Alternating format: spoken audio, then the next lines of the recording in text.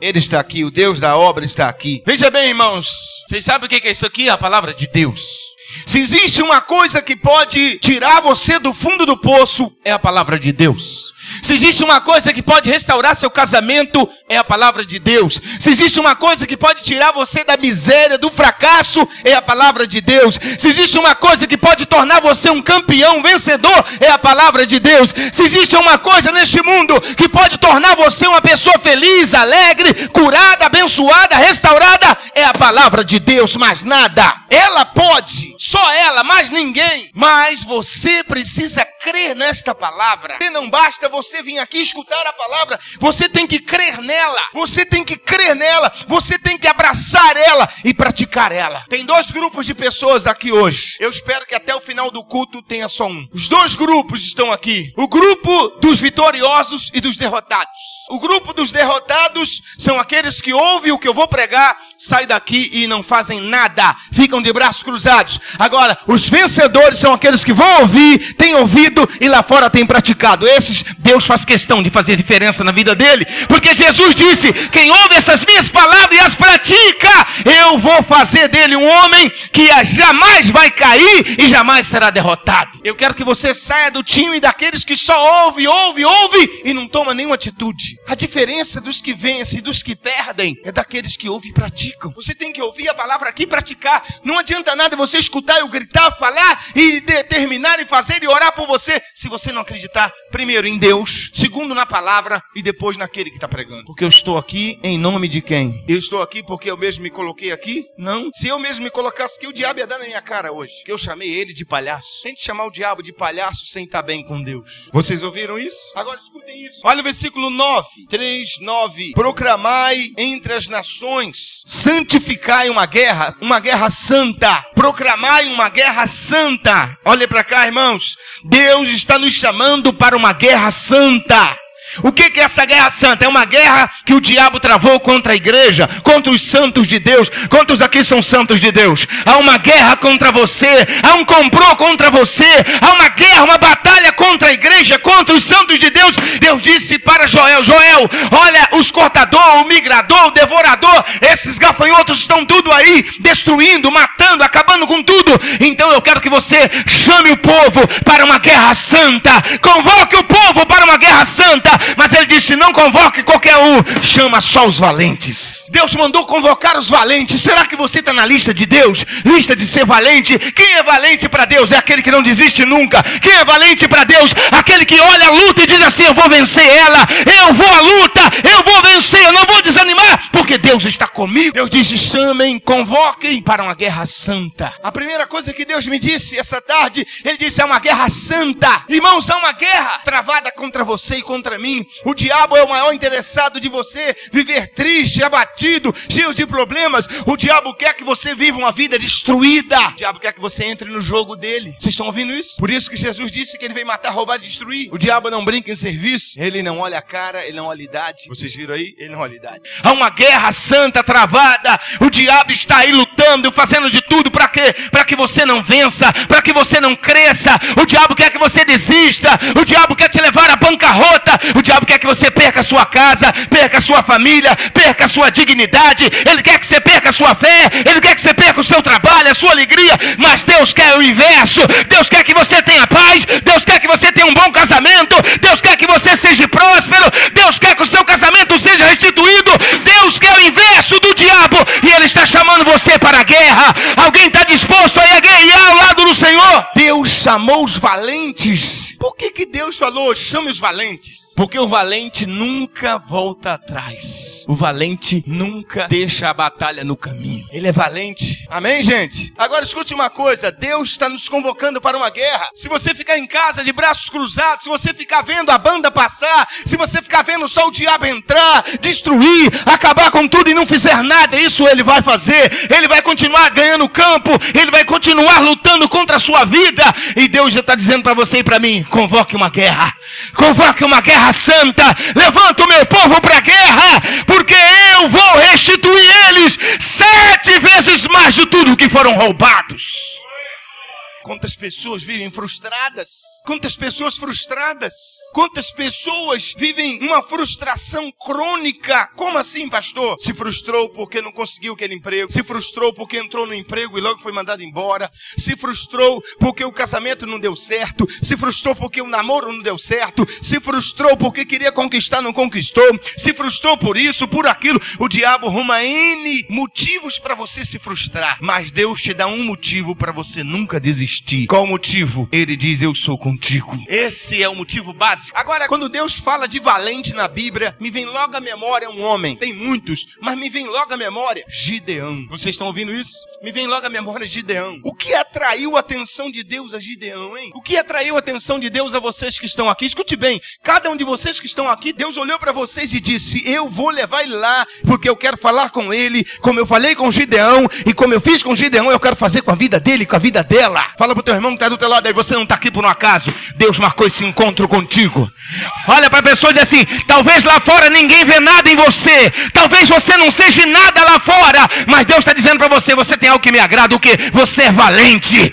Deus gosta de lidar com gente valente. O Gideão era o menor da casa do pai. A família dele era a mais pobre. Pense bem, a família mais pobre de Macaé era a família de Gideão. Ele diz: a minha família é mais pobre de Manassés. Eu sou o menor da casa do meu pai. Deus vai lá e fala com Gideão. Vocês estão ouvindo isso? O que atraiu Deus? O que fez Deus vir a Gideão? A valentia dele. Deus via em Gideão o que ninguém conseguia ver. Em outras palavras, Gideão tinha qualidades. Ele tinha situações na vida dele que poderia olhar para a vida dele e dizer assim: posso desistir porque para mim não tem jeito. O menor da casa do pai, a família mais pobre, tudo que estava fazendo, os inimigos roubavam, trabalhava, o inimigo roubava, fazia isso, o inimigo roubava, uma vida destruída. Gideão tinha tudo para desanimar, mas ele não desanimou porque ele era valente. Sabe por que você está aqui hoje? É prova de que você é valente e não desanima nunca. Deus está convocando você para uma guerra, mas é para uma guerra mesmo, uma guerra de verdade. E se você for para essa guerra junto conosco,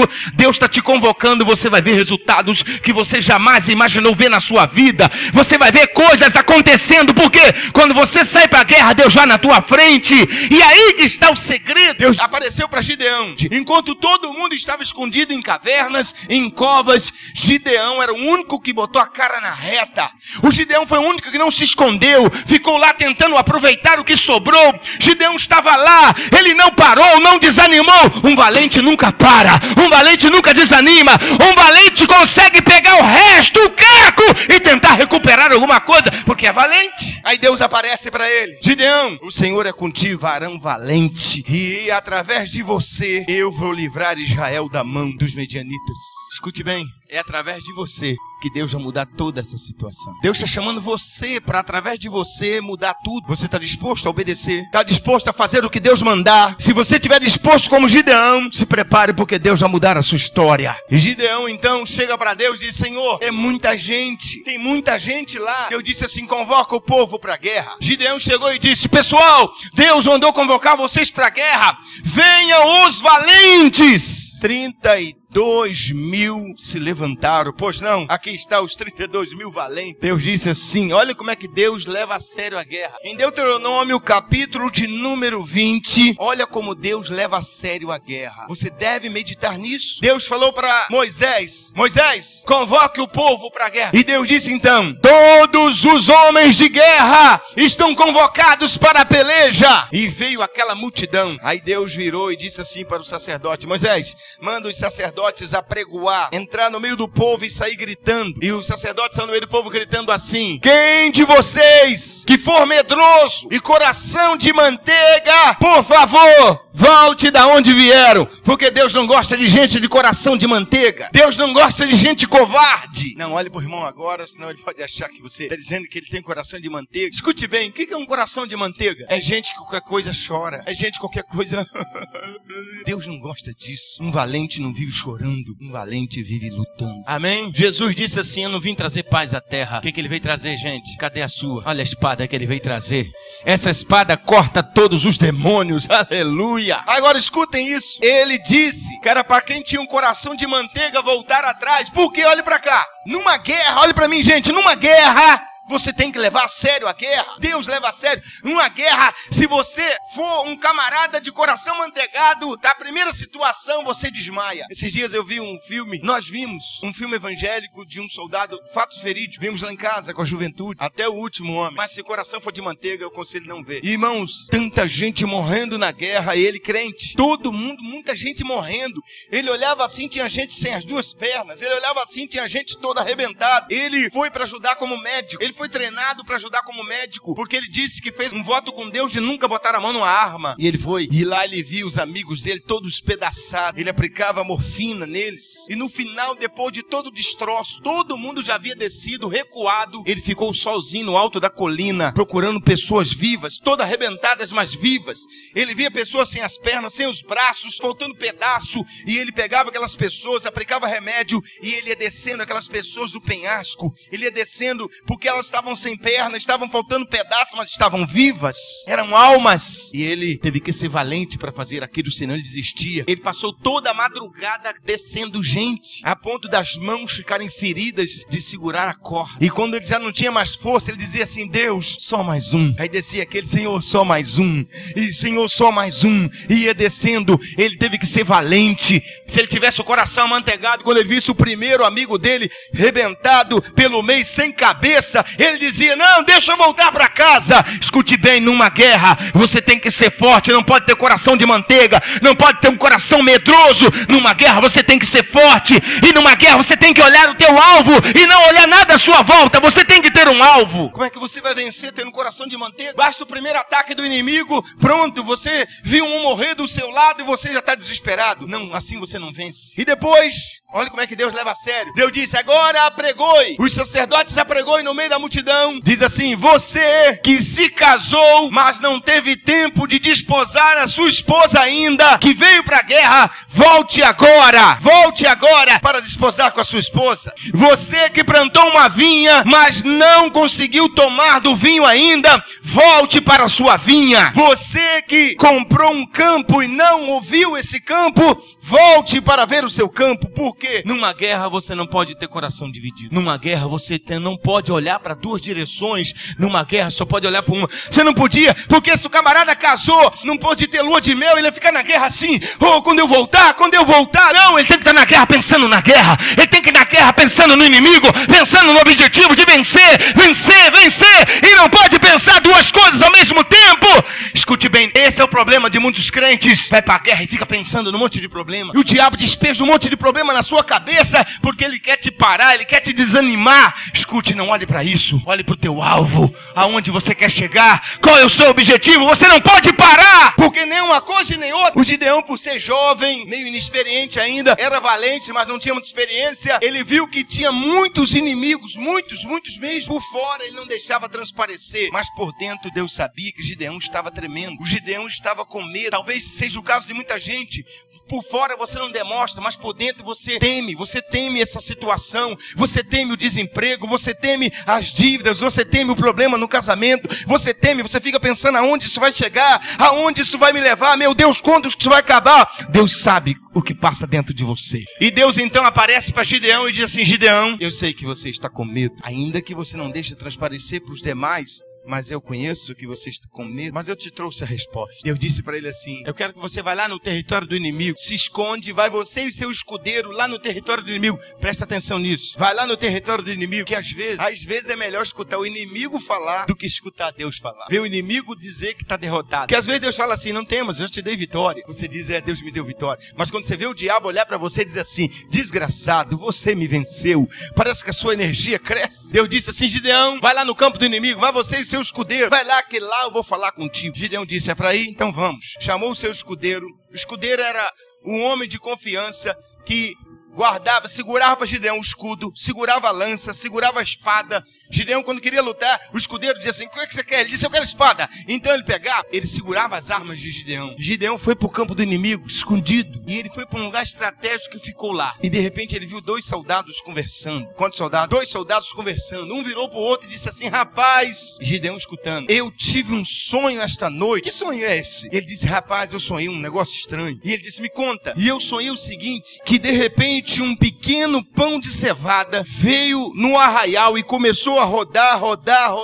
Aquele pequeno pão começou a rodar e crescer, e aquele pequeno pão de cevada foi na tenda do general, arrancou ela do chão e virou ela de perna para cima. O outro virou: rapaz, você viu isso? Sim, no sonho eu vi. Aí o que escutou o sonho disse: eu sei a interpretação. Então me conta, sabe o que é? Aquele pão de cevada é o menino Gideão que está vindo aí. O Deus dele vai entregar isso tudo nas mãos dele. O Deus dele vai entregar todos nós nas mãos dele, a começar pelo nosso general, que a tenda foi tombada. Gideão escutou, a fé de Gideão subiu.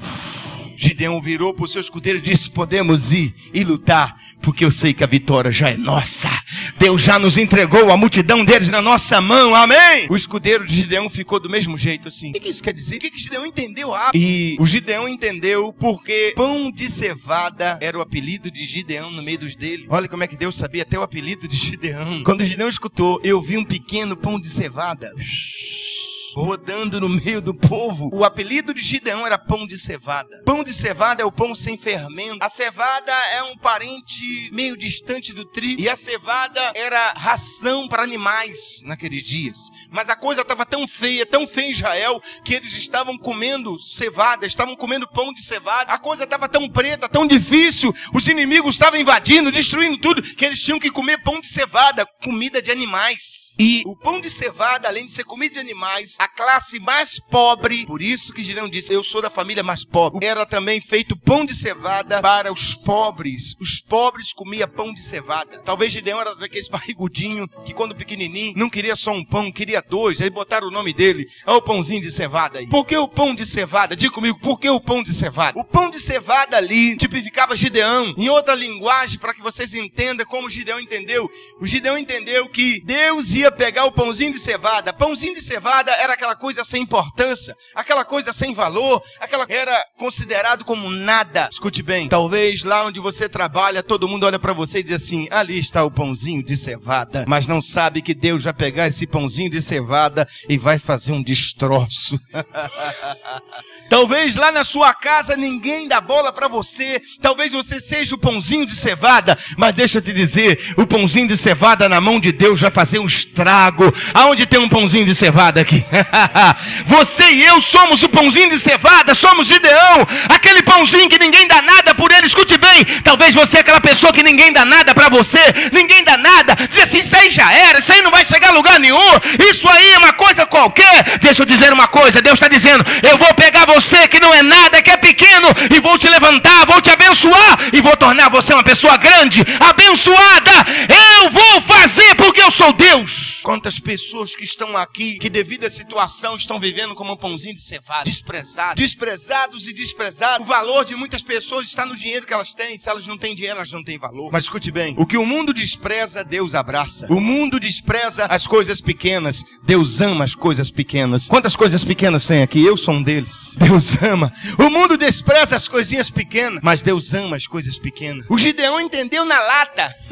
Eu sou esse pãozinho de cevada. O pãozinho de cevada rodava, significava o seguinte: Deus ia pegar Gideão e ia fazer um destroço naquele acampamento. Escute uma coisa, não é você que vai fazer nada. Os inimigos estão roubando tudo que é seu, já roubaram o seu casamento, roubaram a sua paz, roubaram a sua alegria, roubaram as suas finanças, roubaram o seu emprego, roubou os seus filhos. Deixa eu dizer uma coisa, é Deus que vai fazer isso. Se você entrar para essa campanha, essa guerra que Deus está convocando, Deus vai pegar você como um pãozinho de cevada e vai fazer um estrago na tenda dos inimigos. Aleluia! Quantas pessoas desprezadas, quantas pessoas sem expressão nenhuma, quantas pessoas que as outras olham para ela e dizem assim: isso aí não é nada. Na sua vizinhança, como é que as pessoas te olham? Ah, isso aí. Tem pessoas que fogem para não falar com você, tem pessoas que se escondem para não falar com você, porque acham que você é só um pãozinho de cevada. Mas deixa eu dizer uma coisa, Deus vai pegar esse pãozinho de cevada e vai erguer esse pãozinho de cevada.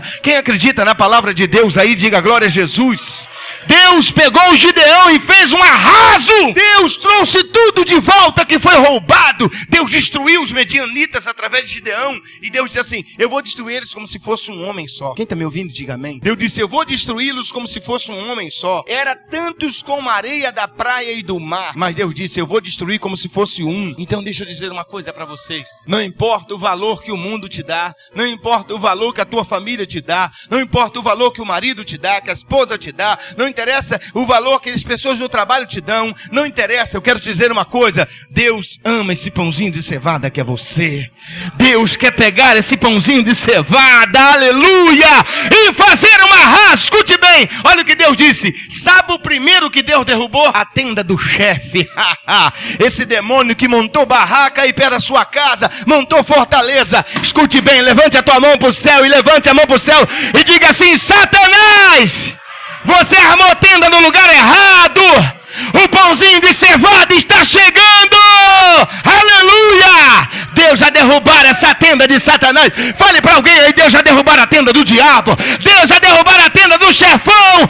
Ele vai derrubar e você vai ter vitória. Oh, meu Deus. Aleluia. Nós precisamos entrar na mente de Deus. Vocês estão aí? Escutem isso. Já pensou se Deus fosse assim? Deus chegasse num culto como esse aqui, virasse, ele pessoalmente virasse e falasse assim: você vai ter uma grande vitória essa semana. Aí virasse pro outro e dissesse assim: ei, você vai ter uma decepção grande essa semana. Virasse pro outro e dissesse assim: ó, tem uma vitória grande chegando, mas tem uma luta difícil, logo no final você vai perder tudo. Aí Deus vira para outro e diz assim: você vai ter vitória, você vai fracassar, você não vai conseguir, você vai parar no caminho. Pensem comigo, se Deus fizesse isso, ele seria o ser mais repugnante, seria o ser mais desprezível e mais injusto. Sim ou não? Porque se ele fizesse partidarismo assim: eu vou abençoar fulano, mas cicrano vai passar prova. Não. Você tem que entender a mente de Deus. Vocês estão prontos aí? Por que a gente acha que Deus quer o melhor para um e o pior para o outro? Pergunte, seu irmão, por que as pessoas acham que Deus quer o melhor para um e o pior para o outro? Deus quer igual para todos. A mesma felicidade que Deus quer para um, Deus quer para o outro. A mesma felicidade que Deus quer para Pedro, Ele quer para João. A mesma prosperidade e alegria que Ele tem para Mateus, Ele tem para Lucas. Deus não faz melhor para um e pior para outro. Escute bem, todos com igualdade. Aí Jesus diz assim: se vocês, sendo maus, sabem dar boas coisas aos vossos filhos, quanto mais o vosso Pai que está no céu. Vocês estão ouvindo isso? Por que o diabo chega pra gente e diz assim: tá vendo aí, ó? Olha lá, fulano tá se dando bem, fulano tá só colhendo vitória, e você? Mas aí o que a gente tem que fazer? O que fulano que tá recebendo vitória está fazendo de diferente de mim?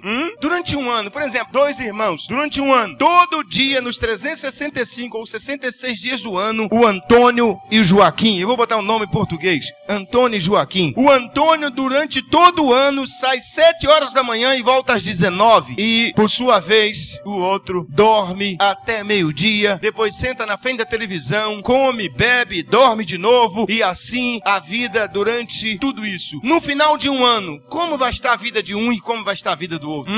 Qual foi o fator diferente? O que fez um chegar e o outro ficou parado? É que o outro foi e este não foi. O outro fez, este não fez. Vocês estão compreendendo isso? A diferença, porque uns chegam e outros não chegam. Por quê? Porque muitos não vão. Muitos não querem a luta, não querem sair do seu marasmo. Muitos não querem fazer aquilo que Deus está dizendo. Deus está dizendo aqui: forjai. Olha o que Deus disse, olha o que Deus disse. Deus disse assim no versículo de número 10. Olha o que ele disse, verso 10: forjai espadas das vossas enxadas. Deus está falando com o povo agrícola. Deus está falando com camponeses. Deus está falando para os camponeses: ei, não é hora de meter a enxada lá, é hora de fazer dessa enxada uma espada para lutar. Por quê? Porque eles trabalhavam com a enxada, mas os inimigos vinham e roubavam tudo. Estavam usando a enxada para enriquecer os inimigos. Deus disse: está na hora de trocar essa enxada por uma espada. Primeiro você vence o inimigo e depois você trabalha e tem sucesso. Por que muitos têm trabalhado com a enxada? Muitos têm trabalhado, talvez você está aqui, você trabalha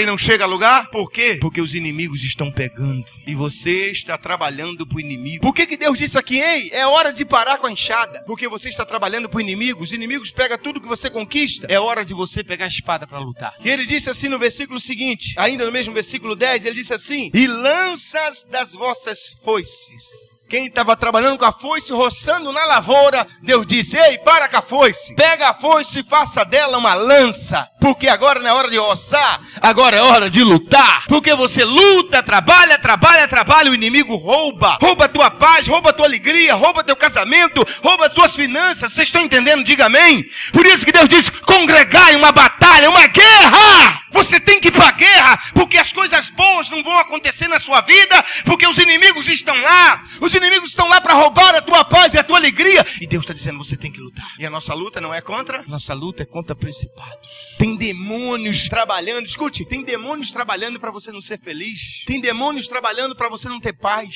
Demônios trabalhando para você viver nas drogas. Tem demônios trabalhando para que você traia sua esposa, traia o seu marido. Tem demônios trabalhando para que você acha que a lá da rua é melhor do que a de casa. Nenhuma mulher é melhor do que aquela que está lá na sua casa. Ela cuida de você, faz comida, lava roupa, passa roupa, arruma a casa, arruma a cama, ainda te dá dengo. Os varões não dizem amém? Olhe bem, Deus está dizendo assim: é hora de parar com a enxada. Trabalha, mas não luta. Olhe para mim, irmãos, preste atenção. Deus convocou uma guerra santa. Você quer que as coisas boas aconteçam na sua vida? Você vai ter que ir à luta. Você vai ter que sair do seu marasmo. Você vai ter que fazer o que a palavra de Deus manda. Você vai ter que fazer o que Deus ensina. Você vai ter que ir à luta. Senão esses inimigos vão roubar a tua paz, a tua alegria. Você vai ser uma pessoa triste, infeliz enquanto viver aqui. E o pior, pode ainda depois, na hora da morte, você se perder e ir para o inferno. Aí a situação fica mais azeda ainda. Porque a vida aqui dura só um tempo, mas depois dessa vida dura todo o tempo. Para todos, sempre. Se você quer mudança na sua vida, você tem que lutar. Você não pode aceitar. Quem se casa para ser infeliz? Tem alguém aqui? Não, eu me casei exatamente para ser infeliz. Todo mundo se casa para ser? Sim ou não, gente? O que acontece que acaba a infelicidade chegando? Diabo, ele entra. Vocês estão entendendo isso? Eu tenho que ser inteligente, olhar a palavra de Deus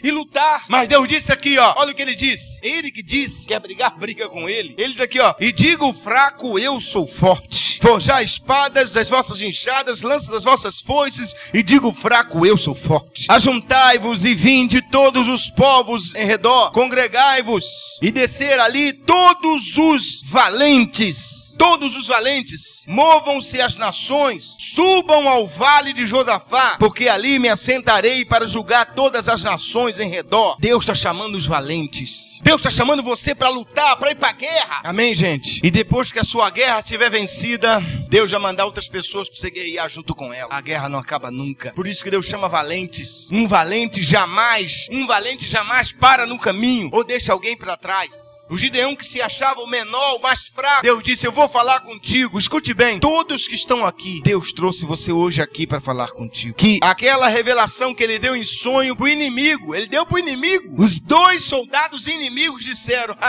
é esse pãozinho, é o Gideãozinho, esse pãozinho de cevada é ele. Sabe por quê? Olhe para cá. Talvez você diga: mas como é que o pastor sabe? Primeiro, porque Deus revela. E segundo, porque existe recursos. Quando existe uma guerra, tem que existir uma estratégia de guerra. E os estrategistas que trabalham para fazer a estratégia de guerra, a primeira coisa que eles fazem é uma investigação contra quem está lutando. E eles chegaram a essa investigação. Quem é o cara que está na frente do exército lá de Israel? É um tal de Gideão. Então ele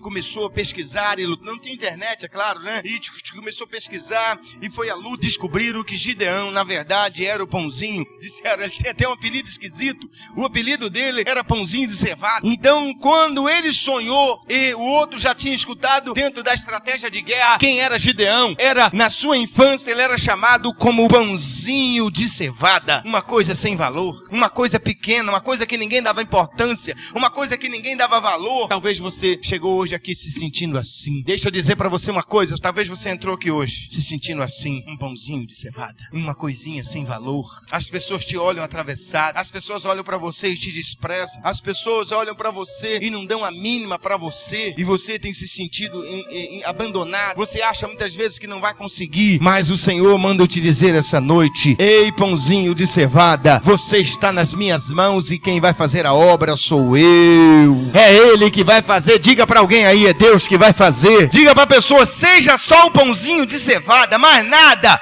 Eu quero ser só o pãozinho de cevada, porque um pãozinho de cevada na mão de Jeová vira uma arma de guerra para matar a medianita. Aleluia! Bate no peito e diz assim: eu sou o pãozinho de cevada. Eu sou o pãozinho de cevada que Deus vai usar para derrubar a tenda dos dos inimigos. Aleluia. Eu quero que ao longo dessa campanha vocês guardem isso. Deus hoje trouxe essa palavra de revelação para que vocês entendam que nós somos apenas o pãozinho de cevada. Ninguém dá nada. Agora escute bem, o pãozinho de cevada virou uma padaria inteira, porque o menorzinho virou o maior em Israel, virou o mais importante, o mais rico, mais forte e mais poderoso. Mas porque o pãozinho de cevada estava na mão certa, estava na mão do Senhor Deus.